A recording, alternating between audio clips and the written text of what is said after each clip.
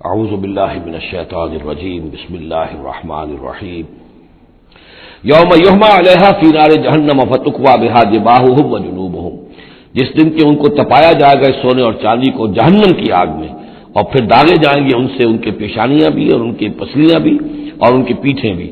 ھذا ما کنزتم لانفسکم، یہ ہے وہ جو تم نے اپنے لیے جمع کیا تھا، لانفسکم فذوقوا ما کنتم تکنزون، تو مزہ چکھو اپنے اس کنز کا۔ ان عدت الشہور عند اللہ 12 شہرا، اللہ کے ہاں مہینوں کی تعداد 12 ہے، فی کتاب اللہ، اللہ کی شریعت میں، اللہ کے قانون میں، تکوینی بھی اور تشریعی بھی۔ یوم خلق السماوات والارض، جس دن سے کہ اللہ تعالیٰ نے پیدا کیا آسمانوں اور زمین کو، منہا اربعۃ حرم، ان میں سے 4 مہینے ہیں محترم، جن کو کہ اشہر حرم کہتے ہیں، جن میں جنگ وغیرہ جو ہے وہ جائز نہیں تھی۔ ذالک الدین القیم، یہ ہے سیدھا دین، ہمیشہ کا ضابطہ اور قانون۔ فلا تظلموا فیہن انفسکم، تو ان کے معاملے میں اپنے اوپر ظلم نہ کرو۔ وہ ظلم کیا کرتے تھے؟ قریش کی اپنی مصلحت ہوئی کہ کوئی مہم انہیں کوئی لڑائی کا معاملہ ہے ان کے درپیش ہے، وہ کہتے تھے اس سال یا اشہر حرم فلاں کی بجائے فلاں مہینے ہوں گے، وہ کیلنڈر کو الٹ پھیر کرتے رہتے تھے کہ اس مرتبہ جو ہے یہ عمرے کے لیے مہینہ رجب کا نہیں ہوگا، فلاں ہوگا۔ اس حوالے سے وہ کیلنڈر جو تھا ڈسٹربڈ تھا، لیکن ہوا ایسا ہے قدرت خداوندی سے کہ جس سال آپ نے آخری حج کیا ہے، حجۃ الوداع، تو اس سال وہ ساری جو غلطیاں ہوتی ہیں اس کے بعد وہ جو اس کا مجموعی اور آخری نتیجہ یہ تھا کہ صحیح جگہ پر وہ کیلنڈر آ گیا تھا۔ اسی لیے حضور نے اپنے خطبہ حجۃ الوداع میں کہا ہے کہ استدار الزمان کہیئتہ یوم خلق اللہ السماوات والارض، یہ زمانہ اور یہ کیلنڈر جو ہے، تقویم جو ہے، یہ پورا چکر لگا کر ساری غلطیوں اور ترمیموں میں سے ہو کر اب ٹھیک اسی جگہ پر پہنچ گئی ہے جس مقام پر کہ اللہ نے، جس تقویم پر کہ اللہ تعالیٰ نے آسمان اور زمین کو پیدا کیا تھا، اور آج کے بعد سے ان مہینوں کے اندر کوئی الٹ پھیر نہیں ہو سکے گا۔ وَقَاتِلُوا الْمُشْرِكِينَ كَافَّةً كَمَا يُقَاتِلُونَكُمْ كَافَّةً، اور مشرکوں سے بھی جنگ کرو ایسے ہی سب کے ساتھ، جیسے کہ وہ تم سے جنگ کرتے ہیں جڑ کر، ہر حال میں اور جمع ہو کر۔ وَاعْلَمُوا أَنَّ اللَّهَ مَعَ الْمُتَّقِينَ، اور جان لو کہ اللہ تعالیٰ جو ہے متقین کے ساتھ ہے۔ إِنَّمَا النَّسِيُّ زِيَادَةٌ فِي الْكُفْرِ، یہ جو مہینوں کو ہٹا دینا تھا ادھر سے ادھر، یہ پھیر دینا جو ہے اشہر حرم کا، یہ بڑھائی ہوئی بات ہے کفر کی۔ یضل بہ الذین کفروا، اس کے ذریعے سے گمراہ ہوئے ہیں وہ لوگ جنہوں نے کفر کیا۔ یحلونہ عاما، حلال کر لیتے ہیں اس مہینے کو 1 سال، ویحرمونہ عاما، اور 1 سال اسے حرام قرار دے دیتے ہیں۔ لیواطئوا عدۃ ما حرم اللہ، تاکہ تعداد پوری کر لیں اس کی جو اللہ نے حرام ٹھہرائے ہیں۔ 4 مہینے حرام ہے، آگے پیچھے پھیر کر لیکن تعداد پوری کر دی۔ فَيُحِلُّوا مَا حَرَّمَ اللَّهُ، اس کا نتیجہ کیا نکلتا ہے کہ جو اللہ کی طرف سے محترم مہینہ تھا وہ ان کے حساب سے، ان کی غلطی سے پھر وہ حلال ہو جاتا ہے، پھر حلال کر لیتے ہیں وہ مہینہ جو اللہ نے حرام کیا ہے۔ زُيِّنَ لَهُمْ سُوءُ أَعْمَالِهِمْ، اسی طریقے سے ان کے جو برے اعمال ہیں ان کے لیے مزین کر دیے گئے، کھبا دیے گئے ان کی نگاہوں میں۔ وَاللَّهُ لَا يَهْدِي الْقَوْمَ الْكَافِرِينَ، اور اللہ کافروں کو ہدایت نہیں دیتا۔ یہاں وہ 5 رکوع ختم ہوئے ہیں کہ جن کا تعلق ہے نبی اکرم صلی اللہ علیہ وسلم کی بعثت خاصہ الی اہل العرب، اس کی تکمیل ہو گئی، اس کے مقاصد پورے ہو گئے، اس کے ضمن میں آخری احکام دے دیے گئے۔ اب جہاں سے جو شروع ہو رہا ہے 6 رکوع سے، یہ میں نے آپ کو بتایا تھا کہ یہ غزوہ تبوک کا مسئلہ ہے، اس کا پس منظر بھی بیان کر چکا ہوں۔ سن 6 میں صلح حدیبیہ ہوئی، حضور صلی اللہ علیہ وسلم نے اس کے بعد آپ نے اپنے پیغام بر، ایلچی، اپنے خطوط، نامہ ہائے مبارک بھیجے۔ باقی جگہوں پر جو ہوا سو ہوا، لیکن ایک شخص نے کہ جو رئیس بصرہ تھا، شرحبیل بن عامر غسان کا، اور یہ تھا رومن امپائر کے تابع، ان کا باج گزار تھا، اس نے حضور کا جو وہاں گیا تھا نامہ بر، خط لے کر گئے تھے حضرت حارث بن عمیر ازدی رضی اللہ تعالی عنہ، انہیں قتل کر دیا، شہید کر دیا۔ سفیر کا قتل جو ہے وہ گویا کہ اعلان جنگ ہوتا ہے، لہذا حضور نے ایک لشکر تیار کیا، 3000 مسلمانوں کو جمع کیا، حضرت زید بن حارثہ کو ان کے اوپر امیر بنایا اور لشکر بھیجا موتا کی طرف۔ یہ جنگ موتا ہوئی ہے سن 8 میں، جمادی الاولیٰ سن 8 میں جنگ موتا ہوئی ہے۔ اس میں ہوا یہ کہ وہاں سے رومیوں کا لشکر آ گیا 1 لاکھ کا، اور مسئلہ یہ پیدا ہوا کہ اب ہمیں مقابلہ کرنا چاہیے یا نہیں، لیکن مسلمانوں نے کہا کہ ہم تو شہادت کے شائق ہیں، شہادت ہے مطلوب و مقصود مومن، نہ مال غنیمت نہ کشور کشائی۔ تو جنگ ہوئی، نتیجہ یہ ہوا کہ حضرت زید بن حارثہ بھی شہید ہوئے۔ پھر حضور نے پہلے ہی بتا دیا تھا کہ اگر وہ شہید ہو جائیں تو پھر جعفر ابن ابی طالب جو حضور کے چچا دار بھائی تھے حضرت جعفر طیار، پھر وہ ہوں گے کمانڈر، انہوں نے چارج لیا، وہ بھی شہید ہو گئے۔ ان کے بعد حضور نے فرمایا تھا کہ عبداللہ ابن رواحہ انصاری ہوں گے، انہوں نے چارج سنبھالا، وہ بھی شہید ہو گئے۔ پھر آخر کار حضرت خالد ابن ولید نے خود اپنے ہاتھ میں کمان سنبھالی اور کسی طریقے سے وہ اپنے اس لشکر کو بچا کر لے آئے۔ تو یہ صورتحال ہوئی جنگ موتا کی۔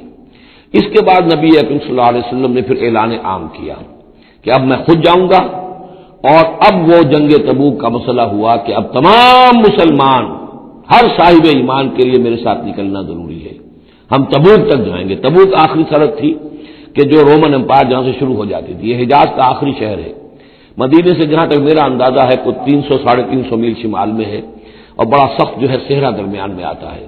شدید گرمی کا موسم تھا، شدید گرمی کا موسم، تب طویل سفر، ادھر فصل تیار تھی کہ کھجوریں پکی ہوئی تھی، اگر انہیں اتاریں گے نہیں وقت پر تو ضائع ہو جائے گی، اور اگر سب مرد چلے جاتے ہیں تو عورتیں تو کھجوریں نہیں اتار سکتی، یہ کھجور کا اتارنا جو ہے پھل کا وہ آسان کام نہیں ہوتا۔ یہ سارے ایسے امتحانات جمع ہو گئے کہ اس کے لیے اہل ایمان کا بھی آخری امتحان ہو گیا، جس کے نتیجے میں جو منافقین تھے ان کا گویا کہ تش تش بام ہو گیا، ان کا معاملہ، ان کی کمزوریاں، ان کی خباثتیں کھل کر سامنے آ گئی۔ تو یہ یوں سمجھیے کہ یہ 11 رکوع منافقین کے موضوع پر قرآن مجید کا آخری مقام اور ذروۂ سنام ہے۔ جیسے کہ اس سے پہلے سورہ نساء کے اندر بہت بڑا حصہ جو ہے، تقریباً نصف سورت جو ہے وہ متعلق تھی منافقین سے ہی، یہاں پر بھی یوں سمجھیے کہ یہ 11 رکوع جو ہے وہ بہت سے مضامین اس میں آئیں گے، لیکن یہ کہ ایک جو درمیان میں یوں سمجھیے کہ جو دھاگا ہوتا ہے جس میں موتی پروئے ہوئے ہیں، ان میں وہی منافقین کا مضمون ہے۔ تو اس میں یہ ہے کہ آپ کو معلوم ہے کہ حضور 30,000 کا لشکر لے کر گئے تھے، اور اس میں وہاں جا کر ہرقل اگرچہ موجود تھا، ہیرکلیس، لیکن اس نے مقابلے میں آنے کی جرت نہیں کی۔ وہ پہچان چکا تھا کہ یہ اللہ کے رسول ہیں، اور میں اگر براہ راست ان کے مقابلے میں آؤں گا تو مار کھا جاؤں گا۔ حضور وہاں مقیم رہے، وہاں کے آس پاس کے لوگ آئے، انہوں نے معاہدے کیے، اپنی سرحدوں کو آپ نے محفوظ کیا، اور پھر آپ واپس آ گئے۔ گویا کہ جنگ کی نوبت نہیں آئی، لیکن یہ کہ دھاک بیٹھ گئی حضور کی اور مسلمانوں کی کہ سلطنت روما نے پسپائی اختیار کی ہے، رومن امپائر مقابلے میں آنے کی ہمت نہیں کر سکی۔ تو وہ جو بھی جنگ موتا کی وجہ سے جو کچھ ہوا اکھڑی تھی، اللہ تعالیٰ نے اس ہوا کو دوبارہ جو ہے قائم کر دیا۔ بہرحال اس کے بعد یہ سلسلہ آگے بڑھا حضرت ابوبکر کے زمانے میں، کیونکہ حضور نے اپنے مرض وفات میں بھی ایک لشکر تیار کر دیا تھا، اور زید ابن حارثہ رضی اللہ تعالیٰ عنہ کے بیٹے حضرت اسامہ ابن زید کو اس کا سربراہ مقرر کیا تھا۔ جب آپ کا انتقال ہوا ہے تو وہ لشکر تیار تھا۔ اب اس موقع پر جو منافقین کی جان پر بن گئی، تو خطاب تو شروع ہو رہا ہے یا ایھا الذین آمنوا سے، لیکن وہ بات ذہن میں رکھ لیجیے جو میں نے سورہ نساء میں آپ سے کہی تھی کہ منافقین سے بھی خطاب ہوتا ہے تو یا ایھا الذین آمنوا کے صیغے سے ہوتا ہے، اس لیے کہ وہ بھی مسلمان تھے، ایمان کا دعویٰ کرتے تھے۔ یا ایھا الذین آمنوا ما لکم اذا قیل لکم انفروا فی سبیل اللہ ثاقلتم الی الارض، اے ایمان کے دعوے دارو تمہیں کیا ہو گیا ہے جب تم سے کہا جاتا ہے نکلو اللہ کی راہ میں تو تم گرے جاتے ہو، دھسے جاتے ہو زمین کی طرف، یعنی کہ وہ پاؤں من بھر کے ہو گئے، اٹھا نہیں جا رہا، حوصلہ جو ہے جواب دے گیا۔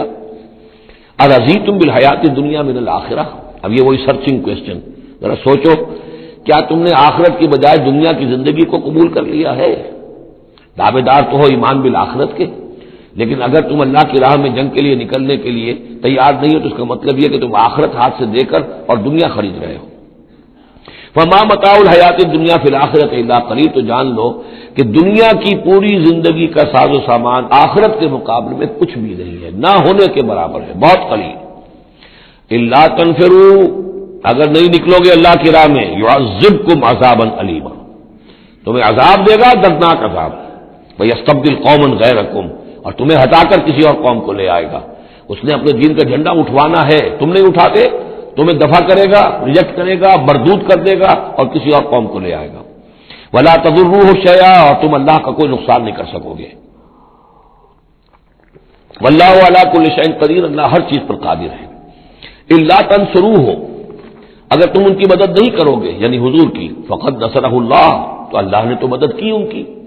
اذ اخرجہ الذین کفروا ثانی اثنین اذ ہما فی الغار، جبکہ کافروں نے انہیں اپنے گھر سے اور مکے سے نکلنے پر مجبور کر دیا تھا، جبکہ دو میں کے دوسرے تھے، دو ہی تھے، حضور تھے اور حضرت ابوبکر تھے رضی اللہ تعالی عنہ۔ اذ ہما فی الغار، جبکہ وہ دونوں غار میں تھے، اذ یقول، یہ غار ثور کا واقعہ ہے، اذ یقول لصاحبہ لا تحزن، جب حضرت ابو بکر نے رضی اللہ تعالیٰ عنہ یہ کہا کہ حضور یہ تو پہنچ گئے ہیں غار کے دہانے تک، اگر کسی نے ذرا بھی نیچے جھانک لیا تو ہم نظر آ جائیں گے، تو حضور نے فرمایا لا تحزن، فکر نہ کرو، ان اللہ معنا، اللہ ہمارے ساتھ ہے۔ فانزل اللہ سکینتہ علیہ، تو اللہ تعالیٰ نے تسکین اور سکون نازل کر دیا ان پر، وأیدہ بجنود لم تروها، اور ان کی مدد فرمائی ان لشکروں سے جنہیں تم نہیں دیکھتے، وجعل کلمۃ الذین کفروا السفلی، اور جس کا نتیجہ یہ نکلا ہے کہ کافروں کا کلمہ جو ہے وہ نیچا پڑ چکا ہے، پورے جزیرہ نما عرب کے اندر اللہ کا دین جو ہے غالب آ چکا ہے۔ وجعل کلمۃ الذین کفروا السفلی، اللہ نے بنا دیا ہے کافروں کی بات کو سب سے نیچے، وکلمۃ اللہ ہی العلیاء، اور اللہ کا کلمہ تو سب سے اونچا ہے ہی، واللہ عزیز الحکیم، اللہ تعالیٰ زبردست ہے، حکمت والا۔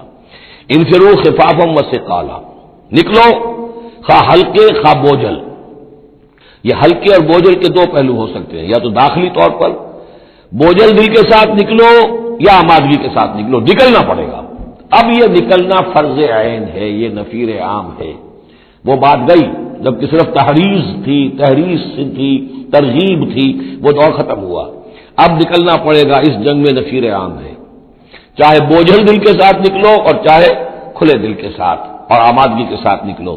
اور اس کے ایک معنی یہ بھی ہو سکتے ہیں، چاہے تمہارے پاس ساز و سامان کافی ہے تب بھی نکلو، کم ساز و سامان ہے تب بھی نکلو، تو خارجی طور پر بھی ہو سکتا ہے یہ بوجھل اور ہلکا، اور داخلی طور پر بھی۔ وجاہدوا باموالکم وانفسکم فی سبیل اللہ، اور جہاد کرو اللہ کی راہ میں اپنے اموال سے اور اپنی جانوں سے، ذالکم خیر لکم ان کنتم تعلمون، یہی تمہارے لیے بہتر ہے اگر تم علم رکھتے ہو۔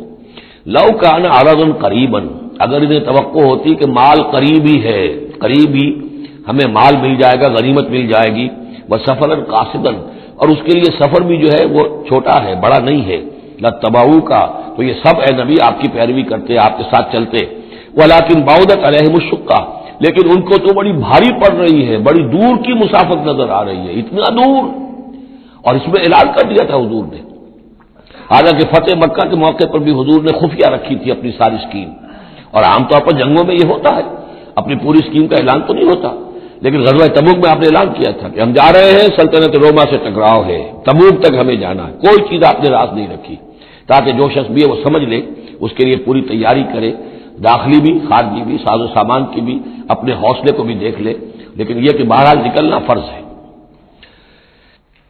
ولکن بعدت علیہم الشقہ وسیحلفون باللہ لو استطعنا لخرجنا معکم، اور یہ عنقریب قسمیں کھائیں گے اللہ کی کہ اگر ہمارے اندر استطاعت ہوتی ہم ضرور نکلتے، اب مجبوری ہے، فلاں مجبوری ہے، فلاں مجبوری ہے۔ یہلکون انفسہم، یہ اپنے آپ کو ہلاک کر رہے ہیں، واللہ یعلم انہم لکاذبون، اور اللہ تعالیٰ کو معلوم ہے کہ یہ جھوٹ بول رہے ہیں۔ عفا اللہ عنک لما اذنت لہم، اے نبی آپ کو اللہ معاف فرمائے، یا اللہ نے آپ کو معاف کر دیا، آپ نے انہیں کیوں اجازت دے دی؟ یعنی کوئی منافق آیا، کوئی اور آیا، حضور یہ مجبوری ہے، بیوی بیمار ہے، کوئی دیکھ بھال کرنے والا نہیں ہے، تو مجھے اجازت دے دی، اچھا بھائی جاؤ۔ حضور کی طبیعت میں بھی نرمی تھی اور آپ نے اجازت دے دی۔ اب جب اجازت مل گئی، اس نے کہا میں نے تو اجازت لے لی ہے، وہ کور بن گیا، اس کے نفاق کا پردہ چاک نہیں ہوا، حالانکہ حضور اجازت نہ دیتے تب بھی اس نے نہیں جانا تھا، لیکن نہیں جانا تھا تو معلوم تو ہو جاتا کہ اس نے رسول کی بات کا جو ہے وہ معصیت کی ہے، نافرمانی کی ہے، اس کے نفاق کا پردہ جو ہے وہ پڑا رہ گیا، وہ پردہ اٹھ جاتا۔ عفا اللہ عنک، اللہ کو معاف کرے، یا اللہ نے آپ کو معاف کر دیا، لما اذنت لہم، کیوں آپ نے ان کو اجازت دے دی، حتی یتبین لک الذین صدقوا وتعلم الکاذبین، یہاں تک کہ آپ کے لیے واضح ہو جاتا کون صادق الایمان ہے، کون سچے مسلمان ہیں، اور آپ جان لیتے کون جھوٹے ہیں، اس لیے کہ انہوں نے پھر بھی نہیں جانا تھا، آپ اجازت نہ دیتے تب بھی رہ جانا تھا، اور اس سے یہ ہے کہ ان کے نفاق کا پردہ جو ہے وہ فاش ہو جاتا۔ لا یستأذنک الذین یؤمنون باللہ والیوم الآخر، وہ لوگ جو اللہ اور یوم آخر پر ایمان رکھتے ہیں وہ آپ سے اجازت کے طالب ہو ہی نہیں سکتے۔ ان یجاہدوا باموالہم وانفسہم، کیا وہ اس سے اجازت مانگیں گے کہ انہیں معاف کر دیا جائے اللہ کی راہ میں جہاد نہ کرنے سے جان اور مال کے ساتھ؟ ایمان کا تو لازمی تقاضا ہے، پھر وہی وہ جو ڈیفینیشن میں نے آپ کو بتائی سورہ حجرات میں، انما المؤمنون الذین آمنوا باللہ ورسولہ ثم لم یرتابوا وجاہدوا باموالہم وانفسہم فی سبیل اللہ، وہ تو اس کا جزو لازم ہے، شرط لا ينفک ہے۔ لہذا جو لوگ اللہ پر یوم آخر پر ایمان رکھتے ہیں وہ آپ سے ایگزمپشن نہیں مانگ سکتے جہاد فی سبیل اللہ سے۔ واللہ علیم بالمتقین، اور اللہ تعالیٰ جو ہے اپنے متقی بندوں سے خوب واقف ہے۔ انما یستاذنک الذین لا یؤمنون باللہ والیوم الآخر، اصل میں جو اجازت مانگ رہے ہیں آپ سے، ایگزمپشن مانگ رہے ہیں، رخصت مانگ رہے ہیں، یہ وہ لوگ ہیں جو حقیقتاً اللہ پر اور یوم آخر پر ایمان نہیں رکھتے۔ وارتابت قلوبہم، اور ان کے دل جو ہے شکوک میں پڑ گئے ہیں۔ سورہ حجرات کی اس آیت میں کیا ہے؟ انما المؤمنون الذین آمنوا باللہ ورسولہ ثم لم یرتابوا، پھر شک میں نہ پڑے۔ یہاں فرمایا وارتابت قلوبہم، ان کے دلوں کے اندر شکوک کے ڈیرے ہیں۔ وہم فی ریبہم یترددون، اور وہ اپنے اسی شک و شبے کے اندر بھٹک رہے ہیں۔ تردد بھی یہی ہوتا ہے، تذبذب، تردد، چلوں نہ چلوں، یہ جو متردد ہو جاتا ہے آدمی، کبھی کہتا ہے چلنا چاہیے بھائی، ورنہ تو یہ کہ اب بالکل پردہ فاش ہو جائے گا اور میں منافق قرار دے دیا جاؤں گا، اس کے بعد پھر یہ کہ پھر نہیں، کوئی نہ کوئی جھوٹی بہانہ بناؤ، قسم کھا لو۔ وَلَوْ أَرَادُوا الْخُرُوجَ لَأَعَدُّوا لَهُ عُدَّةً، اور اگر انہوں نے نکلنے کا ارادہ کیا ہوتا تو اس کے لیے ساز و سامان فراہم کرتے، جیسے کہ کیا جاتا ہے، آدمی سفر کے لیے تیاری کرتا ہے، انہوں نے تیاری نہیں کی۔ وَلَٰكِن كَرِهَ اللَّهُ انبعاثَهُم، تو اللہ تعالیٰ ہی نے ان کا نکلنا پسند نہیں فرمایا۔ فَثَبَّتَهُمْ، اور ان کو بوجھل کر دیا، ان کو روک دیا۔ وَقِيلَ اقْعُدُوا مَعَ الْقَاعِدِينَ، اور ان سے کہہ دیا گیا رہو بیٹھ رہنے والوں کے ساتھ تم بھی بیٹھ رہو، اس کی حکمت آگے آئے گی۔ لو خرجوا فیکم، اگر یہ نکلتے آپ کے ساتھ، اے مسلمانوں تمہارے ساتھ، ما زادوکم الا خبالا، تو نہ اضافہ کرتے تمہارے لیے مگر خرابی کا۔ دلوں میں روگ تھا، وہاں جا کے فتنے اٹھاتے، آپس میں لڑاتے، کوئی اور کچھ کرتے، لہذا ان کا بیٹھ لینا بھی حکمت پر مبنی ہے، اللہ تعالیٰ کی طرف سے، گویا کہ اس میں بھی ایک خیر ہے، گویا کہ بندہ مومن کے لیے تو خیر ہی خیر ہے، ادھر بھی خیر ادھر بھی خیر، لیکن منافق کے لیے شر ہی شر ہے، ادھر بھی شر ادھر بھی شر۔ لو خرجوا فیکم، اگر یہ نکلتے تمہارے ساتھ، ما زادوکم الا خبالا، تو یہ نہ اضافہ کرتے تمہارے لیے مگر برائی کا، خرابی کا۔ ولا اوضعوا خلالکم، اور یہ گھوڑے دوڑاتے تمہارے مابین، یبغونکم الفتنہ، تمہارے لیے فتنے پیدا کرنے کے لیے۔ وفیکم سماعون لہم، اور تمہارے اندر ان کے بعض جاسوس بھی ہیں، یا تمہارے اندر بعض لوگ ہیں جو ان کی باتیں بڑی توجہ سے سنتے ہیں، یہ دونوں ترجمے ہوں گے۔ واللہ علیم بالظالمین، اور اللہ تعالیٰ ظالموں سے خوب واقف ہے۔ یعنی تمہارے اندر ہے مسلمانوں بعض نیک دل، وہ منافق نہیں ہیں، نیک دل سادہ لو مسلمان ہیں جو ان سے حسن ظن رکھتے ہیں، ان سے کوئی تعلق رکھتے ہیں، دوستی رکھتے ہیں، ان کی بات توجہ سے سنتے ہیں۔ تو اگر یہ ہوتے تمہارے لشکر میں ساتھ اور یہ کوئی فتنہ اٹھاتے تو وہ جو سادہ لو مسلمان تھے وہ ان کی بات سن کر کسی فتنے میں مبتلا ہو سکتے تھے۔ اور ایک ترجمہ وہ ہے کہ ان میں جاسوس موجود ہے۔ لقد ابتغوا الفتنة من قبل، یہ اس سے پہلے بھی فتنے اٹھاتے رہے ہیں۔ وَقَلَّبُوا لَكَ الْأُمُورَ، یہی لفظ فتنہ آیا اس حدیث میں جو میں سنا چکا ہوں آپ کو۔ علماء سوء کا کردار کیا ہو جاتا ہے؟ علماءہم شر الناس تحت عظیم السماء من عندہم تخرج الفتنۃ وفیہم تعود، جھگڑے، لڑائیاں، فتوے اور ایک دوسرے کی وہ تفرقہ جو ہے اس کے اندر شدت ہے، یہ کام ہے۔ لقد ابتغوا الفتنة من قبل، یہ فتنے اٹھاتے رہے پہلے بھی۔ وقلبوا لك الامور، اور اپنی امکانی حد تک اے نبی آپ کے لیے معاملات کو تلپٹ کرنے کی کوشش کرتے رہے، بدلتے رہے۔ حتی جاء الحق، یہاں تک کہ حق آ گیا، جزیرہ نما عرب میں تو فیصلہ ہو گیا، اللہ کے دین کا غلبہ ہو گیا۔ وظہر امر اللہ، اللہ کا امر ظاہر ہو گیا، غالب ہو گیا۔ وہم کارہون، جبکہ انہیں یہ پسند نہیں تھا، یہ تو ابھی چاہتے تھے کہ دین کا غلبہ اس طرح سے نہ ہو۔ ومنہم من یقول اذن لی ولا تفتنی، ان میں سے وہ بھی ہے جو کہتا ہے کہ حضور مجھے اجازت دے دیجئے اور مجھے فتنے میں نہ ڈالیے۔ یہ بہت ہی مردود شخص تھا، جد ابن قیس لعنت اللہ علیہ، یہ منافقین میں سے تھا۔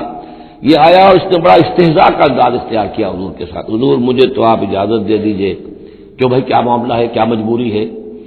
حضور میں ذرا حسن پرست قسم کا انسان ہوں، اور وہ شام کی طرف آپ جا رہے ہیں، شامی عورتیں بہت خوبصورت ہوتی ہیں، تو میں تو اپنے اوپر قابو نہیں رکھ سکوں گا، میں فتنے میں مبتلا ہو جاؤں گا، تو آپ مجھے فتنے سے بچا لیں۔ وَمِنْهُمْ مَنْ يَقُولُ اذن لِّي وَلَا تَفْتِنِّي، اور ان میں سے وہ بھی ہے جو کہتا ہے کہ مجھے تو اجازت دے دیجئے، ایکسپٹ کر دیجئے اور مجھے فتنے میں نہ ڈالیے، میں آپ کے ساتھ جاؤں گا تو فتنے میں پڑ جاؤں گا۔ الا فی الفتنۃ سقطوا، آگاہ ہو جاؤ فتنے میں تو پڑ چکے، اور فتنہ کون سا ہوگا؟ جو بدبخت اس قسم کا معاملہ کر رہا ہے، بدترین فتنے کا شکار تو ہو چکا۔ وَإِنَّ جَهَنَّمَ لَمُحِيطَةٌ بِالْكَافِرِينَ، اور یقیناً جہنم جو ہے ان کافروں کا احاطہ کیے ہوئے ہے۔ ان تصبک حسنۃ تسؤہ، اے نبی اگر آپ کو کوئی اچھی بات پہنچتی ہے، کوئی فتح ہوتی ہے، کوئی خیر آتا ہے، کوئی اچھی خبر آتی ہے، تسوءہم انہیں بری لگتی ہے۔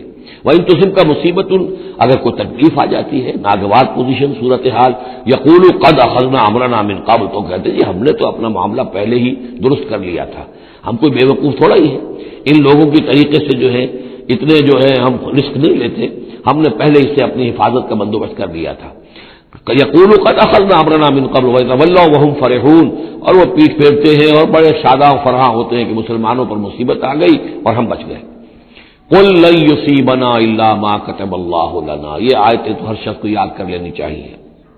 یہ دو آیتیں بندہ مومن کے لیے بہت بڑا ہتھیار ہیں، بہت بڑا اسلحہ ہے۔ کہو لن يصيبنا الا ما كتب الله لنا، اے بدبختو ہم پر کوئی مصیبت نہیں آ سکتی سوائے اس کے جو اللہ نے ہمارے لیے لکھ دی ہو۔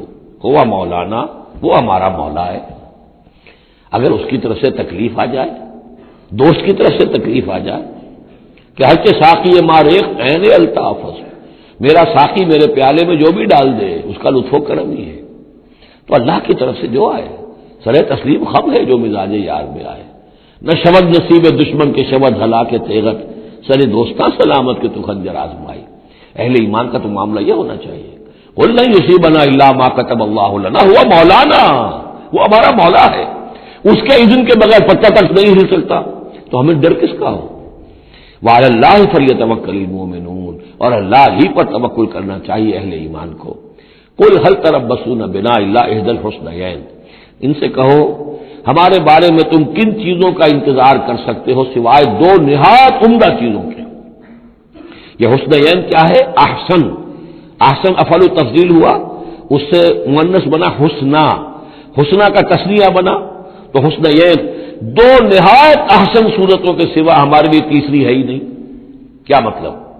ہم سب اللہ کی راہ میں شہید ہو جائیں، احسن، ہم کامیاب ہو کر آ جائیں، احسن، تیسری کیا بات ہے؟ تو ہمارے تو خیر ہی خیر ہے، ڈراتے ہمیں کس سے ہو؟ قل هل تربصون بنا، یہ تم ڈرا رہے ہو ہمیں اور جو کہہ رہے ہو ہمیں کس چیز کا خوف؟ ہمارے لیے دو انجام ہو سکتے ہیں ممکن، اور دونوں ہمارے نزدیک نہایت احسن ہے۔ اللہ کی راہ میں شہادت مل جائے، شہادت ہے مطلوب و مقصود مومن، نہ مال غنیمت نہ کشور کشائی۔ جو حق کی خاطر جیتے ہیں مرنے سے کہیں ڈرتے ہیں جگر، جب وقت شہادت آتا ہے دل سینوں میں رقصاں ہوتے ہیں۔ اور اگر ہم کامیاب ہو کر آ گئے تو تم بھی کہو گے کہ بھائی یہ تو بڑی کامیابی، ہمارے لیے تو کامیابی کامیابی ہے۔ قل هل تربصون بنا الا احدى الحسنيين ونحن نتربص بكم، اور ہم منتظر ہیں تمہارے بارے میں ان يصيبكم الله بعذاب من عنده، کہ اے منافقو اللہ تم پر کوئی عذاب اپنے خاص اپنے پاس سے نازل کرے، اور بأيدينا، یا کوئی وقت آ جائے کہ ہمیں اجازت دے دی جائے کہ ہم تمہاری گردنیں اڑائیں، جیسے کہ اعلان عام کفار کے بارے میں ہوا، ہو سکتا ہے کہ ایسا ہو جائے۔ فتربصوا انا معکم متربصون، تو کرو انتظار، ہم بھی تمہارے ساتھ انتظار کر رہے ہیں۔ قل انفقوا طوعا وكرها، اب یہ ایک اور بات ہوتی ہے جی میں جا تو نہیں سکتا، یہ چندہ حاضر ہے، کچھ پیسے جو ہے میں لے آیا ہوں، ساز و سامان، لیکن مجھے آپ ایگزمپٹ کر دیں، یہ چندہ قبول کر لیں۔ قل انفقوا طوعا وكرها، کہہ دیجئے ان سے کہ چاہے خرچ کرو خوشی سے اور چاہے مجبوری سے، لن يتقبل منکم، یہ تم سے قبول نہیں کیا جائے گا، انکم کنتم قوما فاسقین، اس لیے کہ تم نافرمان لوگ ہو۔ اس وقت جو ہے پیسہ بدل نہیں ہوگا، اس وقت تو جانا ہے، فرض عین ہے، نفیر عام ہے، اس وقت جو ہے یہ پیسہ اس کی جگہ پر کام نہیں کر سکتا۔ وما منعهم ان تقبل منهم نفقاتهم، اور نہیں محروم کیا انہیں اس بات سے کہ ان کے نفقات، ان کے خرچہ جو اللہ کی راہ میں چندہ دے رہے تھے ان کو قبول کیا جاتا، الا انهم كفروا بالله وبرسوله، مگر اس بات نے کہ انہوں نے کفر کیا ہے اللہ کے ساتھ اور اس کے رسول کے ساتھ۔ ولا یاتون الصلاۃ الا وهم کسالى، اور وہ نماز کے لیے نہیں آتے مگر بہت ہی کسل مند۔ ولا ينفقون الا وهم کارهون، اور جو یہ خرچ بھی کرتے ہیں تو کراہت کے ساتھ کرتے ہیں، مجبوراً کرتے ہیں، وہ تو جان بچانے کے لیے خرچ کرنے کے لیے آمادہ ہو گئے ہیں، ورنہ انہیں مال جو ہے بڑا پیارا ہے۔ فلا تعجبك اموالهم ولا اولادهم، تو اے نبی اور اے مسلمانوں تمہیں ان کے مال اور ان کی اولاد ان سے دھوکہ نہ کھاؤ، اچھے نہ لگے تمہیں، تم سمجھتے ہو کہ اللہ کی بڑی نعمتیں ہیں ان پر، یہ دولت والے منافق تھے، بچا بچا کر رکھتے تھے، دولت والے تھے، ان کی اولاد بھی اللہ نے دی ہے، اللہ تعالیٰ تو دنیا میں پھر اور دے دیتا ہے ان کو جن کا آخرت میں کوئی حصہ نہیں ہے، کہ جو بھی کچھ ہے یہیں پر اپنا حساب کتاب کر لیں. فلا توجب کا، تو تعجب نہ کرو اس کے مال اور اولاد کے بارے میں.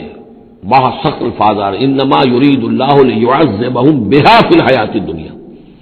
اللہ تعالیٰ چاہتا یہ ہے کہ انہی چیزوں کے ذریعے سے انہیں دنیا کی زندگی میں عذاب دے. یہی اولاد سوہان روح بھی بن جاتی ہے. یہی بڑا چہیتا لاڈلا بیٹا جس کے لیے کیا کچھ کیا ہے، اور ہو سکتا ہے کہ وہی جو ہے باپ کے لیے سوہان روح بن جائے. یہی مال و دولت جو ہے وَتَزْهَقَ أَنفُسُهُمْ وَهُمْ كَافِرُونَ، اور اللہ چاہتا ہے کہ ان کی جانیں نکلے اسی کفر کی حالت میں، وہ لپٹے رہے اسی مال سے اور اپنی اولاد سے اور اپنی دولت سے اور جائیداد سے، اور ان کو آنکھ ان کی کھلنی نصیب نہ ہو، تاکہ اللہ تعالیٰ چاہتا ہے کہ آخری عذاب کے مستحق بن جائے. فلا تعجبك اموالهم ولا اولادهم انما يريد الله ليعذبهم بها في الحياة الدنيا وتزهق انفسهم وهم كافرون ويحلفون بالله انهم منكم لمنكم، اور وہ قسمیں کھا کر کہتے ہیں ہم بھی آپ کے ساتھ ہیں، مسلمانوں میں سے ہی ہیں، ہماری بات کا اعتبار کیجئے. وما هم منكم، لیکن مسلمانوں یہ حقیقت میں تم میں سے نہیں ہے. ولكنهم قوم يفرقون، بلکہ اصل میں یہ ڈرے ہوئے خائف ہیں. خوف کی وجہ سے جب اسلام کا غلبہ ہو گیا ہے یہ اپنے آپ کو مسلمان ظاہر کر رہے ہیں.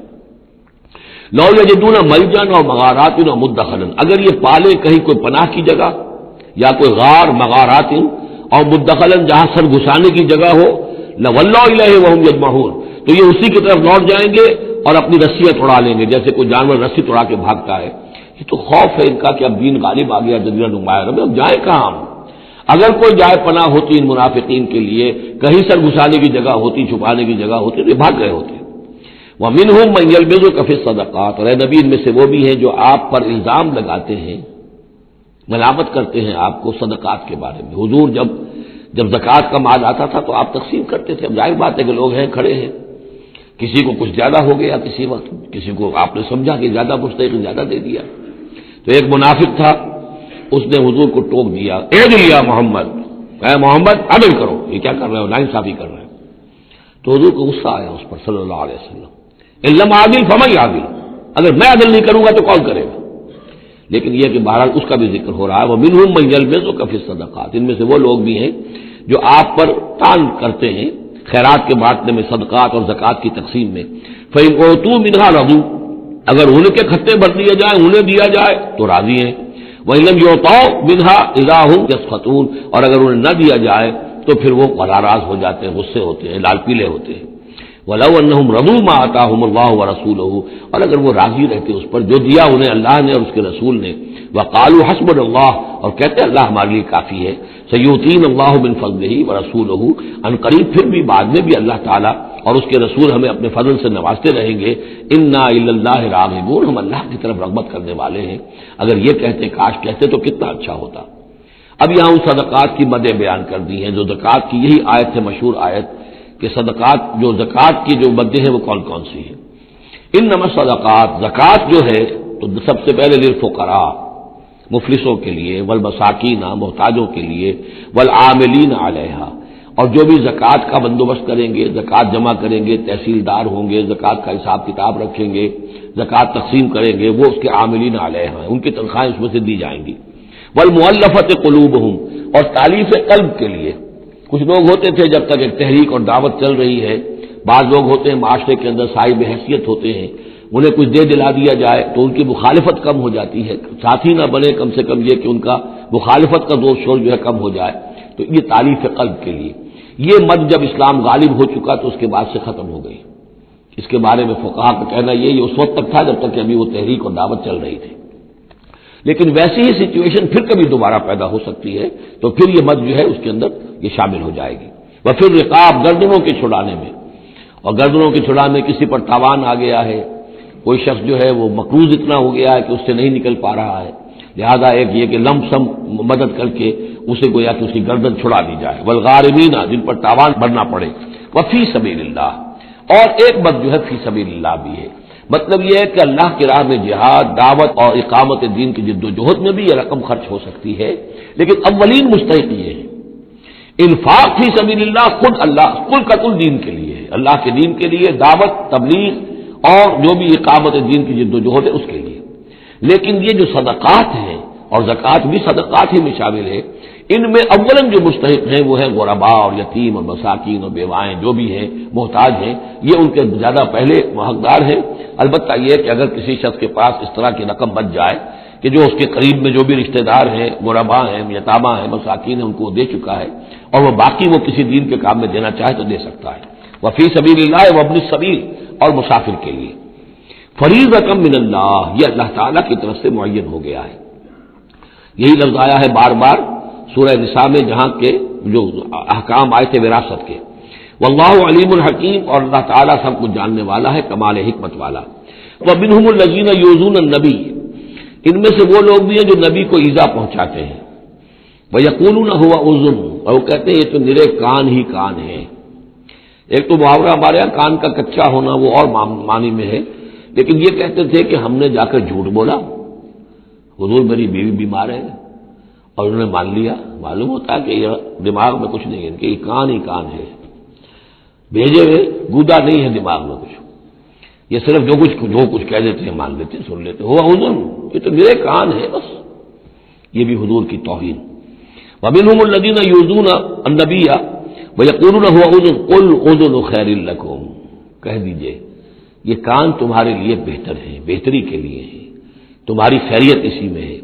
یؤمن باللہ و یؤمن للمؤمنین، یہاں پہ یہ ایمان کے ساتھ بے اور لام کا فرق واضح ہو جائے گا۔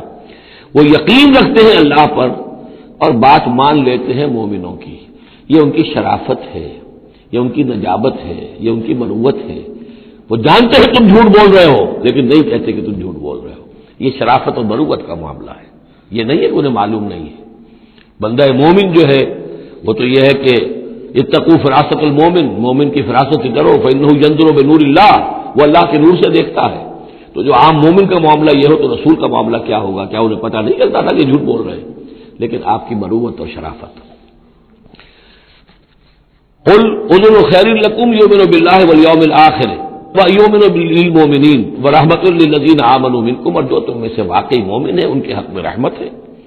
والذین یؤذون رسول اللہ لہم عذاب علیم، اور جو ایذا پہنچاتے ہیں اللہ کے رسول کو ان کے لیے بڑا دردناک عذاب ہے۔ یحلفون باللہ لکم لیرضوکم، اے مسلمانوں یہ تمہارے سامنے قسمیں کھاتے ہیں اللہ کی تاکہ تمہیں راضی کرے۔ اب ظاہر بات ہے کہ حضور کا تو جا کر بہانہ جو کیا اور وہ لے کر آ گئے، اب مسلمانوں سے بھی کہہ رہے ہیں، قسمیں کھا کھا کر اپنے یقین دلا رہے ہیں کہ ہم مخلص ہیں، آپ ہمارے شک نہ کریں۔ یحلفون باللہ لکم لیرضوکم، تاکہ تمہیں راضی کر لیں۔ واللہ ورسولہ احق ان یرضوہ، اللہ اور اس کا رسول زیادہ حقدار ہیں کہ وہ انہیں راضی کریں، ان کانوا مومنین، اگر وہ واقعتاً مومن ہیں۔ الم یعلموا انہ من یحادد اللہ ورسولہ، کیا وہ جانتے نہیں ہے کہ جو کوئی بھی مقابلہ کرے گا اور سرکشی کرے گا اللہ اور اس کے رسول کے مقابلے میں آ جائے گا، فان لہ نار جہنم خالدا فیہا، تو اس کے لیے تو جہنم کی آگ ہے جس میں وہ ہمیشہ ہمیشہ رہے گا۔ ذالک الخزي العظیم، اور یہ بہت بڑی رسوائی ہے۔ یحذر المنافقون ان تنزل علیہم سورۃ تنبئہم بما فی قلوبہم، اے مسلمانوں یہ منافق ڈرتے رہتے ہیں کہ کہیں ایسا نہ ہو کہ مسلمانوں پر کوئی ایسی صورت نازل ہو جائے کہ جو ان کو ہمارے دلوں کی حالت بتا دے۔ اللہ کی طرف سے وہی آ سکتی ہے، ہم جو کہ جھوٹ بول رہے ہیں ہمارا پردہ چاک کر دیا جائے اور ہمارا جو ہے وہ پوری لیے ہمارے لیے شامت آ جائے۔ قل استہزئوا، کہیے کہ نہیں ڈرتے، ابھی تم استہزاء کرتے رہو، ان اللہ مخرج ما تحذرون، لیکن بہرحال ایک وقت آئے گا جس چیز سے تم ڈر رہے ہو اللہ اسے ظاہر کر دے گا، عیاں کر دے گا۔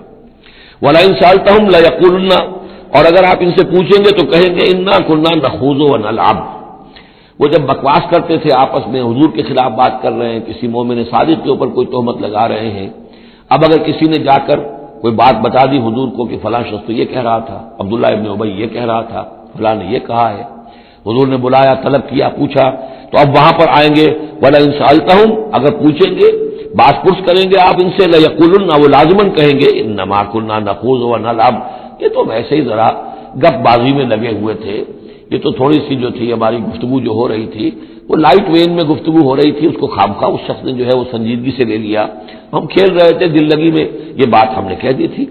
قل اب اللہ وآیاتہ ورسولہ کنتم تستہزئون، کہیے تو کیا تم اللہ کے ساتھ اور اس کی آیات کے ساتھ اور اس کے رسول کے ساتھ استہزاء کر رہے تھے؟ تمسخر، یہ دل لگی تمہاری، بازی بازی بارش بابا ہم بازی، اب اللہ اور رسول جو ہیں اور اس کی آیات جو ہیں وہ بھی تمہارے لیے تختہ برس بن گئی ہیں استہزاء اور تمسخر کا۔ لا تعتذروا، اب بہانے مت بناؤ، قد کفرتم بعد ایمانکم، تم کفر کر چکے ہو اپنے ایمان کے بعد، ان نعفو عن طائفۃ منکم، اگر ہم تمہاری ایک جماعت کی طرف سے درگزر کریں گے، نعذب طائفۃ، تو کسی دوسری جماعت کو ہم عذاب بھی اب دیں گے، اب وہ وقت آ رہا ہے کہ تمہیں سزائیں بھی ملیں گی، بانہم کانوا مجرمین، اس لیے کہ وہ مجرم تھے۔ المنافقون والمنافقات بعضهم من بعض، یہ منافق مرد اور منافق عورتیں سب ایک دوسرے میں ہی سے ہیں، یعنی ان کی کا گٹھ جوڑ ہے۔ یامرون بالمنکر، یہ بدی کا حکم دیتے ہیں، بجائے اس کے کہ امر بالمعروف کرتے، یہ برائی کا حکم دیتے ہیں۔ وینہون عن المعروف، اور نیکی سے روکتے ہیں، مت خرچ کرو، سنبھال کے رکھو، پاگل ہو گئے ہو، آخر مستقبل کی فکر کرنی چاہیے، لہذا وہ نہیں انل معروف اور امر بالمنکر۔ یامرون بالمنکر وینہون عن المعروف ویقبضون ایدیہم، اپنے ہاتھوں کو، مٹھیوں کو بند رکھتے ہیں، خرچ نہیں کرتے۔ نسوا اللہ فنسیہم، انہوں نے اللہ کو بھلا دیا تو اللہ نے انہیں بھلا دیا، نظر انداز کر دیا۔ ان المنافقین هم الفاسقون، یقیناً یہی منافق ہے کہ جو سرکش ہے، نافرمان ہے۔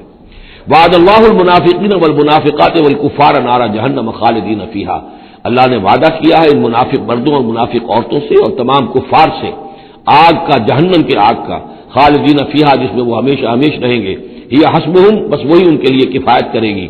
ولعنہم اللہ، اور اللہ تعالیٰ نے ان پر لعنت فرما دی ہے۔ ولہم عذاب مقیم، اور ان کے لیے عذاب ہے قائم رہنے والا، مسلسل دائم اور قائم عذاب۔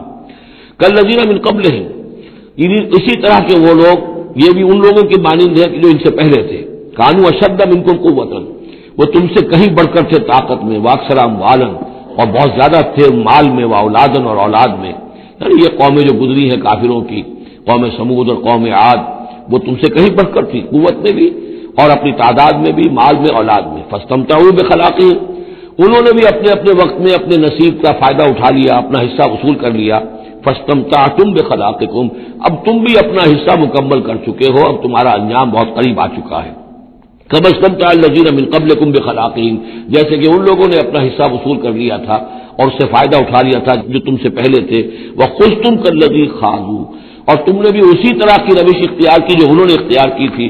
اولئک حبطت اعمالهم فی الدنیا والآخرہ، یہ وہ لوگ ہیں کہ جن کے تمام اعمال دنیا اور آخرت سب میں حبط ہو گئے۔ واولئک هم الخاسرون، اور یقیناً یہی ہے خسارے میں رہنے والے۔ الم یاتہم نبأ الذین من قبلہم، کیا ان کے پاس خبریں آ نہیں چکی ہیں ان کی جو ان سے پہلے تھے؟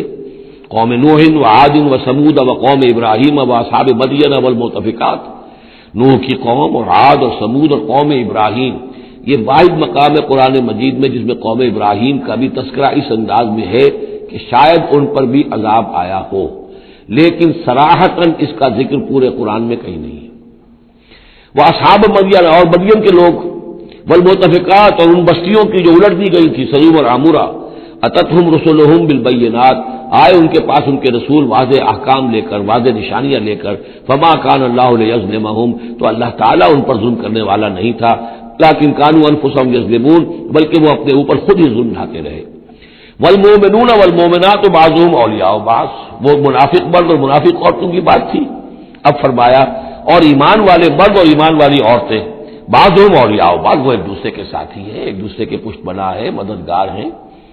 یامرون بالمعروف، ان کا طرز عمل یہ ہے کہ نیکی کا حکم دیتے ہیں، مشورہ دیتے ہیں، وہ ینہون عن المنکر، بدی سے روکتے ہیں، وہ یقیمون الصلاۃ، نماز قائم کرتے ہیں، وہ یؤتون الزکوٰۃ، اور زکوٰۃ ادا کرتے ہیں، وہ یطیعون اللہ ورسولہ، اور اللہ اور اس کے رسول کی اطاعت کرتے ہیں۔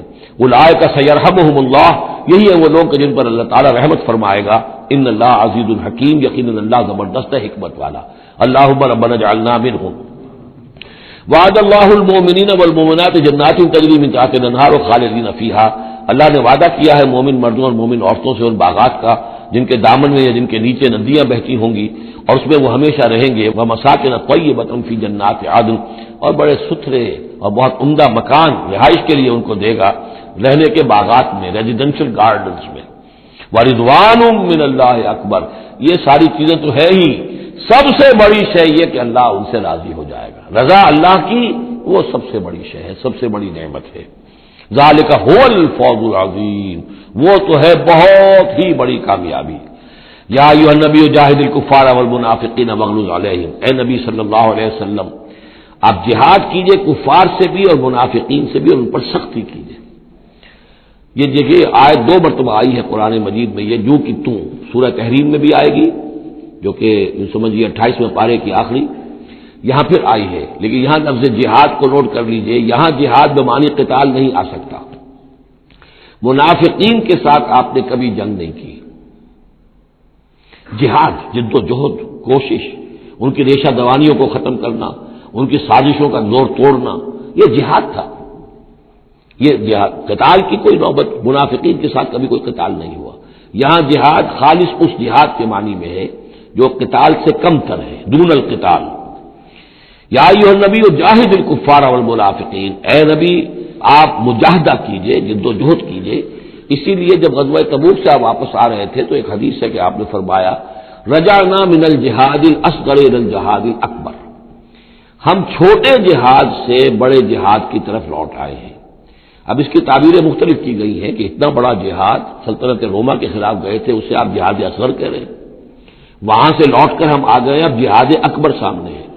تو اس کی عام طور پر جو توجیہ لوگوں نے کی ہے وہ تو یہ ہے کہ یہ جہاد جو نفس کے خلاف ہے وہ سب سے اکبر ہے، سب سے بڑا ہے، اور یہ بات صحیح ہے۔ آپ سے پوچھا گیا ای الجہاد افضل یا رسول اللہ، آپ نے فرمایا ان تجاہد نفسک فی طاعت اللہ، کہ اللہ کے رسول یہ بتائیے کہ سب سے افضل جہاد کس کا ہے؟ آپ نے فرمایا کہ تم جہاد کرو اپنے نفس کے خلاف اور اسے اللہ کا مطیع بناؤ۔ تو اسی پر گویا کہ اس کو محمول کیا ہے، لیکن میرے نزدیک حقیقت یہ ہے کہ اب یہ جو بارے آستین تھے کہ جو مدینے کے اندر منافقین تھے، اب ان کے خلاف جہاد کرنا تھا، اور اس میں چونکہ اندیشے تھے کہ ان کے تعلقات تھے اوس اور خزرج کے لوگوں کے ساتھ، عام لوگوں کے ساتھ دوستیاں تھیں، تو اس میں فتنے اٹھ جاتے۔ واپس آ کر آپ نے مسجد ضرار کو پھر گرایا ہے، یہ بہت بڑا قدم تھا۔ عام مسلمان جو اس میں مشتعل بھی ہو سکتے تھے کہ مسجد کو گرا رہے ہیں، لیکن یہ کہ یہ اقدامات آپ نے کیے ہیں صلی اللہ علیہ وسلم اس آیت کے اترنے کے بعد اور تبوک سے واپسی کے بعد۔ یا ایھا النبی جاہد الکفار والمنافقین واغلظ علیہم، اے نبی جہاد کیجئے کافروں سے بھی اور منافقین سے بھی اور ان پر سختی کیجئے۔ ومأواہم جہنم، ان کا ٹھکانہ جہنم ہے، وبئس المصیر، اور وہ بہت برا ٹھکانہ ہے۔ یحلفون باللہ ما قالوا، وہ اللہ کی قسم کھا کر کہتے ہیں کہ ہم نے یہ بات نہیں کہی، کوئی بات جو بھی آئی، کوئی غلط بات کہی، کوئی استہزاء کیا، کوئی تمسخر اڑایا۔ وَلَقَدْ قَالُوا كَلِمَةَ الْكُفْرِ، حالانکہ انہوں نے کہا ہے کفر کا کلمہ، یہ ایک بات انہوں نے کہی تھی، اس کا ذکر آ جائے گا تفصیل سے سورہ منافقون میں 28ویں پارے میں، واقعہ وہاں تفصیل سے آیا ہے۔ تو لیکن یہ کہ کسی نوجوان نے آ کر حضور کو بتا دیا کہ اس نے یہ کہا ہے، اب حضور نے طلب فرمایا، اس نے کہا نہیں یہ بالکل جھوٹ بولتا ہے اس نے یہ، اور اس نے خامخواہ جو ہے فتنہ اٹھانے کی کوشش کی ہے۔ تب یہ آیت نازل ہوئی، اللہ نے اس نوجوان کو سچا کیا اس آیت کے ذریعے سے کہ جھوٹ وہ عبداللہ ابن ابی بول رہا ہے، یہ نوجوان نہیں بول رہا۔ یحلفون باللہ ما قالوا، وہ قسم کھا رہے ہیں اللہ کی کہ ہم نے وہ بات نہیں کہی۔ وَلَقَدْ قَالُوا كَلِمَةَ الْكُفْرِ، حالانکہ انہوں نے کہا کلمہ کفر۔ وَكَفَرُوا بَعْدَ اسلامہم، اور وہ اپنے اسلام کے بعد منکر ہو چکے، کفر کر چکے۔ وَهَمُّوا بِمَا لَمْ يَنَالُوا، اور انہوں نے ارادہ کیا تھا اس شے کا کہ جس کو وہ حاصل نہ کر سکے۔ یہ ایک خاص واقعہ ہوا تھا کہ جب تبوک سے واپس آپ آ رہے تھے تو ایک موقع پر آپ عام راستے سے قافلے سے ذرا ہٹ کر ایک پہاڑی راستے کی طرف سے آپ کا گزر ہوا، اور وہ تنگ راستہ تھا، وہاں سے بس ایک ہی اونٹ ایک وقت میں گزر سکتا تھا، حضور کے ساتھ 2 آپ کے صحابہ تھے۔ وہاں ان لوگوں نے کوشش کی، منافقین نے، کچھ لوگ تھے کہ جنہوں نے اپنے ڈھاٹے باندھ لیے کہ پہچان میں نہ آئے، اور رات کی تاریکی میں انہوں نے ہاتھ چلایا، چاہتے تھے کہ حضور کو شہید کر دیں۔ بہرحال وہاں پر جو ہے کسی طریقے سے جو 2 آپ کے جانثار ساتھی تھے انہوں نے انہیں کھدیڑا، مار کر بھگایا۔ پھر حضور نے ان کو بتا بھی دیا تھا، جن میں حضرت حذیفہ ابن یمان بھی تھے رضی اللہ تعالی عنہ، اور حضرت عمار تھے، عمار ابن یاسر، ان دونوں کو بتا دیا تھا کہ فلاں فلاں نام ہے، یہ فلاں فلاں منافق ہے، لیکن یہ میرا راز رہے گا تمہارے پاس، تم نے یہ نام کسی کو بتانے نہیں ہے۔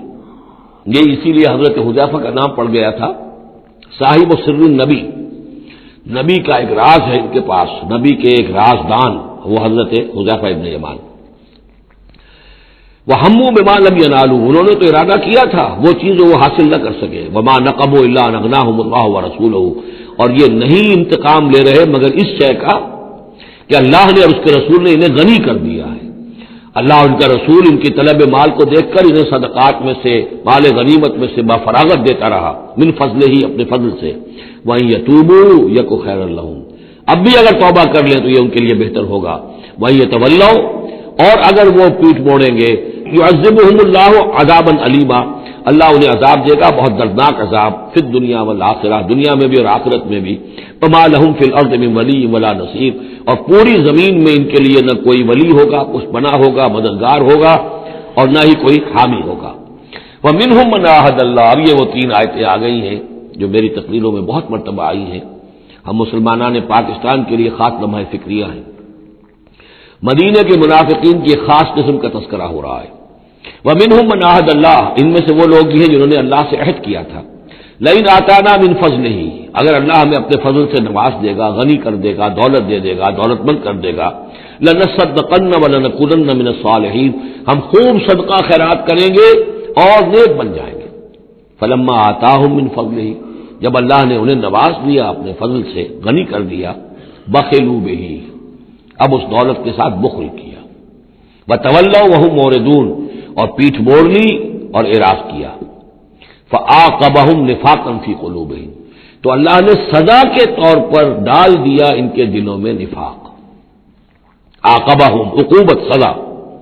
دنیا میں نقد سزا یہ ملتی ہے اللہ سے کوئی وعدہ کر کے پھر جانے کی کہ نفاق جو ہے وہ دل میں پیدا ہو جاتا ہے۔ یہ نفاق ہے پاکستان کے مسلمانوں کا روگ۔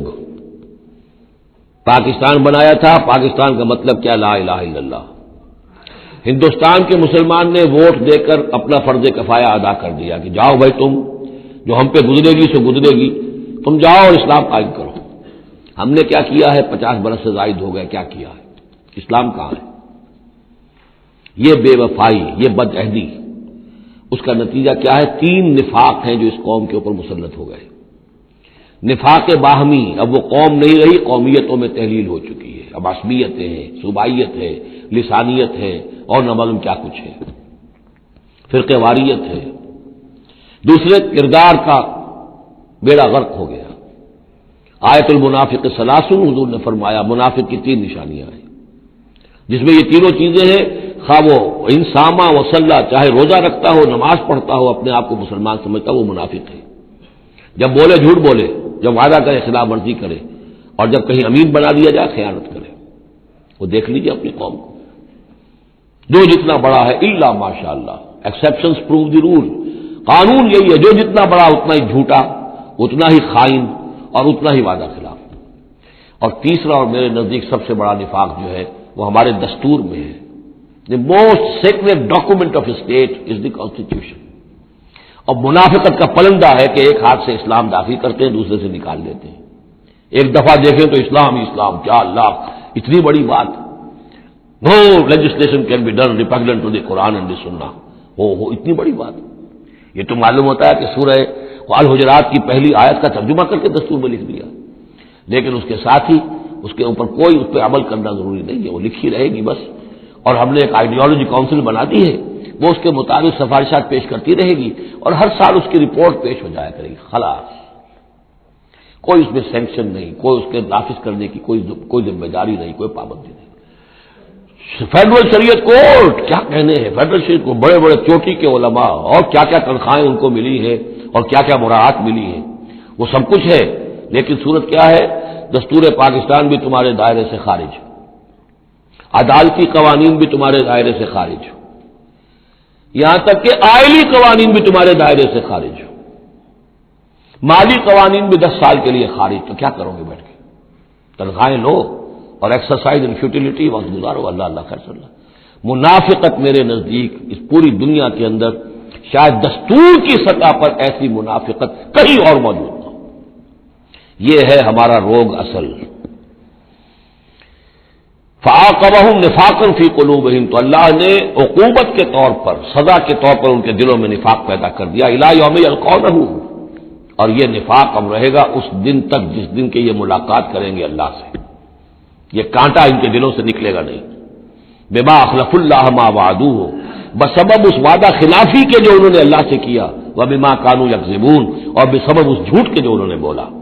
الم یعلموا ان اللہ یعلم سرهم ونجواهم، کیا انہیں یہ معلوم نہیں ہے کہ اللہ تعالیٰ ان کی چھپی اور کھلی چیزوں کو، چھپی چیزیں اور جو نجوا کرتے ہیں، یہ لوگ بیٹھ کر آپس میں سازشیں کرتے ہیں، اللہ ان سے واقف ہے۔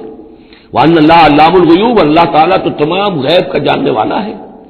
الذین یلمزون المتطوعین من المؤمنین، یہ لوگ کہ جو اہل ایمان میں سے جو بھی نیکی کی کوشش کرتے ہیں اپنے دل سے اپنی امکانی حد تک ان کے اوپر طعن کرتے ہیں، استہزاء کرتے ہیں۔ جب حضور نے فرمایا تھا کہ اب یہ بڑی مہم ہے، اب جو بھی کچھ لا سکتے ہو پیش کرو، گویا کہ جدید اسلام میں ہم کہیں گے چندے کی اپیل کی، ڈونیشنز چاہیے، تو ایک ابو عقیل انصاری تھے، انہوں نے یہ کیا کہ کچھ نہیں تھا ان کے پاس، ساری رات مزدوری کی ایک باغ میں جا کر، اور وہ کھینچ کھینچ کر کنویں سے پانی باغ کو سیراب کیا۔ صبح کو انہیں کچھ کھجوریں ملی، رات بھر کی مزدوری، آدھی لے جا کر اپنے گھر میں دے دی اپنی بیوی بچوں کو، اور آدھی لا کر حضور کی خدمت میں پیش کر دی۔ حضور نے فرمایا کہ یہ جو کھجوریں ہیں یہ پورے ڈھیر کے اوپر پھیلا دو، یہ سب پر بھاری ہیں۔ لیکن وہاں جو منافق تھے انہوں نے اب فقے چست کرنے شروع، جی ہاں ان کھجوروں کے بغیر تو یہ مہم چل ہی نہیں سکتی تھی، کیا کہنے صاحب، یہ تو بہت بڑا صدقہ انہوں نے کیا ہے، بہت بڑا معاملہ ہے۔ تو یہ اب تانے دے رہے ہیں، ان کا دل دکھا رہے ہیں۔ الذين يلمزون المتطوعين من المؤمنين في الصدقات والذين لا يجدون الا جهدهم، وہ بیچارے کہ جن کے پاس اپنی محنت مشقت کے سوا کچھ ہے ہی نہیں، فیسخرون منهم، ان سے مذاق کرتے ہیں، ٹھٹے کرتے ہیں، سخر اللہ منهم، اللہ تعالیٰ ان کا مذاق اڑائے، ولہم عذاب علیم، اور ان کے لیے دردناک عذاب ہے۔ استغفر لہم، اب یہ سخت ترین آیت ہے قرآن مجید میں منافقین کے لیے، یا وہ تھی جو سورہ نساء میں تھی، ان المنافقین فی الدرک الاسفل من النار، منافق آگ کے سب سے نچلے طبقے میں ہوں گے، کیا یہ ہے؟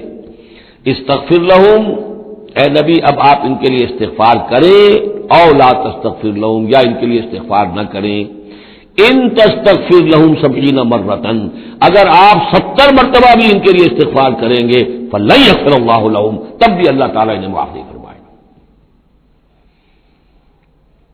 ذالک بانہم کفروا باللہ ورسولہ، یہ اس لیے کہ یہ اللہ اور اس کے رسول کے ساتھ کفر کر چکے، واللہ لا یہدی القوم الفاسقین، اور اللہ ایسے فاسقوں کو ہدایت نہیں دیتا۔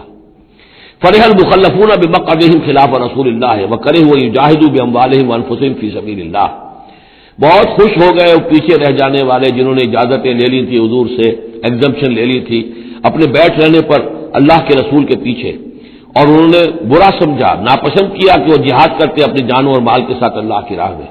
وقالوا لا تنفروا فی الحر، اور وہ دوسروں سے بھی کہہ رہے تھے ہم تو لے آئے چھٹی، رخصت لے آئے ہیں، تم بھی ذرا عقل کے ناخن لو، کہاں جا رہے ہو اس گرمی میں، اس شدید موسم کے اندر جا رہے ہو، پاگل ہو گئے؟ لا تنفروا فی الحر، اس گرمی میں مت نکلو۔ قل نار جہنم اشد حرا، اے نبی ان سے کہہ دیجئے جہنم کی آگ اس سے کہیں زیادہ گرم ہے۔ لو کانوا یفقہون، کاش کہ ان کو تفقہ حاصل ہوتا، فہم حاصل ہوتا۔ فلیضحکوا قلیلا ولیبکوا کثیرا، تو انہیں چاہیے کہ ہنسے کم روئیں زیادہ، جزاء بما کانوا یکسبون، بدلہ اس کا کہ جو کمائی انہوں نے کی ہے۔ فإن رجعك الله إلى طائفة منهم، تو اے نبی اگر اللہ تعالیٰ آپ کو لوٹا کر لے جائے، یہ 4 رکوع ختم ہو چکے تھے، 9ویں رکوع پر ان کے بارے میں تو تیقن کے ساتھ معلوم تھا کہ وہ غزوہ تبوک پر روانگی سے قبل آئے ہیں، یہ درمیان کا ہے کہ کچھ جاتے کچھ آتے، کچھ غزوہ تبوک کے وقت عین تبوک میں بھی وہی نازل ہوئی ہے، تو یہ وہ آیات ہے۔ فإن رجعك الله، ظاہر بات ہے یہاں معلوم ہو رہا ہے کہ یہ کہیں تبوک میں آیت نازل ہوئی ہے۔ اگر اللہ آپ کو لوٹا کر لے جائے ان کے کسی گروہ کے پاس، فاستأذنوك للخروج، اور پھر وہ آپ کے ساتھ نکلنے کی اجازت مانگے کسی اور دشمن کے خلاف، فقل لن تخرجوا معي ابدا، کہہ دیجیے گا اب تم میرے ساتھ کبھی نہیں نکلو گے، وہ آخری امتحان تمہارا ہو چکا، تم ناکام ہو چکے۔ ولن تقاتلوا معي عدوا، اور اب میرے ساتھ ہو کر کسی دشمن کے ساتھ جنگ کرنے کا تمہیں موقع نہیں ملے گا۔ انکم رضیتم بالقعود اول مرۃ، تم پہلی مرتبہ راضی ہو گئے تھے بیٹھے رہنے پر، نفیر عام ایک ہی مرتبہ ہم نے کی، اور تم پیچھے رہنے پر بیٹھ رہنے پر راضی ہو گئے۔ فقعدوا مع الخالفین، اب ہمیشہ کے لیے پیچھے رہنے والوں کے ساتھ بیٹھ رہو۔ ولا تصلی علی احد منهم مات، اور اے نبی ان میں سے کوئی مر جائے تو اس کی نماز جنازہ ادا نہ کیجیے ابداً، کبھی بھی۔ ولا تقم علی قبرہ، اور اس کی قبر پر آپ کھڑے نہ ہوں۔ یہ دیکھیے یہ اب ان کی رسوائی کا سامان ہو رہا ہے، ابھی تک تو پردے پڑے ہوئے تھے، لیکن اب یہ ہے کہ حضور جو ہے جب انکار کرتے تھے کسی کی نماز جنازہ پر جانے سے معلوم ہو جاتا تھا کہ یہ منافق ہے، حضور نے اس کی نماز جنازہ میں شرکت سے انکار کیا۔ ولا تصلی علی احد منهم مات ابدا ولا تقم علی قبرہ، اور مت کھڑے ہوئیے اس کی قبر پر۔ انہم کفروا باللہ ورسولہ، یقیناً انہوں نے کفر کیا اللہ اور اس کے رسول کے ساتھ، وماتوا وهم فاسقون، اور وہ مرے ہیں اسی حال میں کہ وہ نافرمان تھے۔ ولا تعجب کا اموالہم و اولادہم، یہ آج پہلے بھی آ چکی ہے، آیت نمبر 55، صرف وہی ایک فرق ہے اس میں، وہاں فلا تعجب کا ہے، یہاں ولا تعجب کا، آپ کو زیادہ پسند نہ آئے، اچھی نہ لگے، نہ ان کے اموال نہ ان کی اولاد، انما یرید اللہ ان یعذبہم، یہاں لام کے بجائے ان آ گیا ہے، اللہ چاہتا یہ ہے کہ انہیں عذاب دے انہی چیزوں کے ذریعے سے دنیا میں، وتزهق انفسهم وهم کافرون، اور ان کی جانیں نکلیں اسی حالت کفر میں۔ بارک اللہ لی ولکم فی القرآن العظیم ونفعنی وإیاکم بالآیات والذکر الحکیم۔